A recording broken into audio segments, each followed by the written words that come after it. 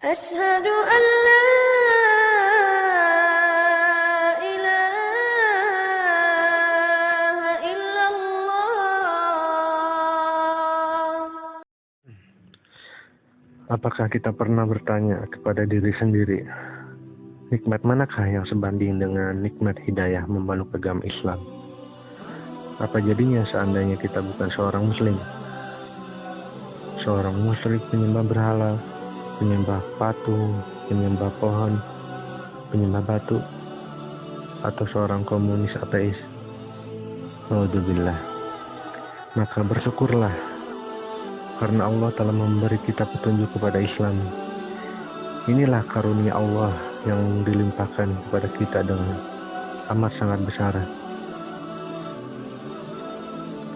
Kita harus tahu bahwa kita telah mendapatkan petunjuk Islam, artinya kita telah memperoleh kemenangan, kebaikan, keselamatan, dan kebahagiaan.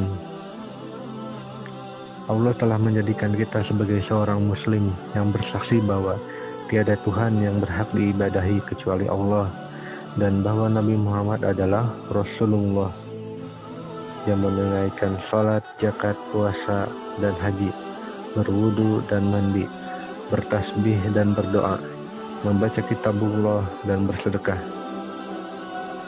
Allah berfirman, segala puji bagi Allah yang telah menunjukkan kami kepada agama ini, dan tiadalah kami memperoleh petunjuk sekiranya Allah tidak memberi petunjuk kepada kami.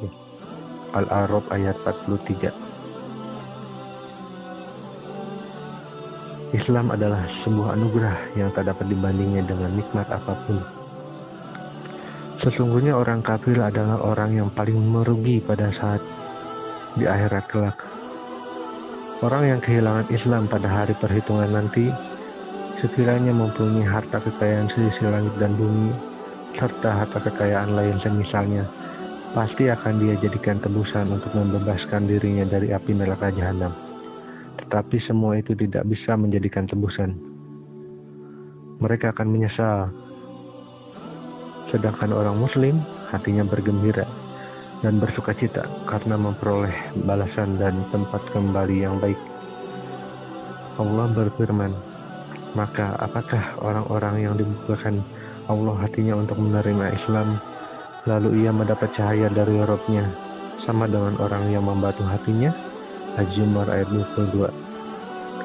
Maha suci Allah yang telah menyelamatkan kita dengan agama ini dan membahagiakan kita dengan syariat ini. Allah berfirman, barang siapa yang Allah kehendaki akan diberikan petunjuk kepadanya, niscaya dia melapangkan dadanya untuk menerima Islam. Al-An'am 125. Islam adalah nasab yang sejati. Dikisahkan dulu Salman Al-Farisi pernah berada di antara sekelompok orang Arab. Mereka membanggakan diri dengan kabilahnya masing-masing.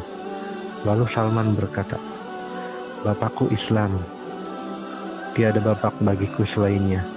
Apabila mereka membanggakan diri dengan Qais dan Tamim, maka wahai engkau yang memiliki bapak moyang yang agung dan memiliki silsilah keturunan yang bersih dan mulia. Bilal bin Rabah menjadi Sayyid, tokoh yang dekat kepada Allah karena Islam, menjadi kecintaan Rasulullah dan mempunyai kedudukan yang tinggi di sisi kaum muslimin. Lahir di Habasyah, tumbuh dewasa di Mekah, sejarahnya di Madinah, wafatnya di Syam, tempat yang dijanjikan untuknya adalah surga, dan senandungnya yang abadi adalah. Besok kami akan berjumpa dengan orang-orang yang dicintai Muhammad dan para pengikutnya.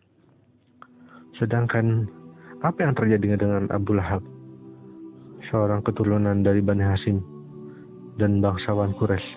Karena kekafirannya dia menjadi musuh Allah dan memerangi Rasulullah, memalingkan manusia dari jalan Allah dan membenci hamba-hamba Allah. Dia merugi di akhirat kelak. Wahai orang Islam, pujilah Rabb-mu dengan sebanyak hitungan napasmu atas hidayahnya yang menuntunmu kepada agama yang benar. Harta kekayaan tanpa Islam adalah laknat. Anak tanpa Islam adalah fitnah. Pangkat dan jabatan tanpa Islam adalah duka nestapa. Nasab dan kecantikan tanpa Islam adalah dibenci. Wallahu a'lam bishawab.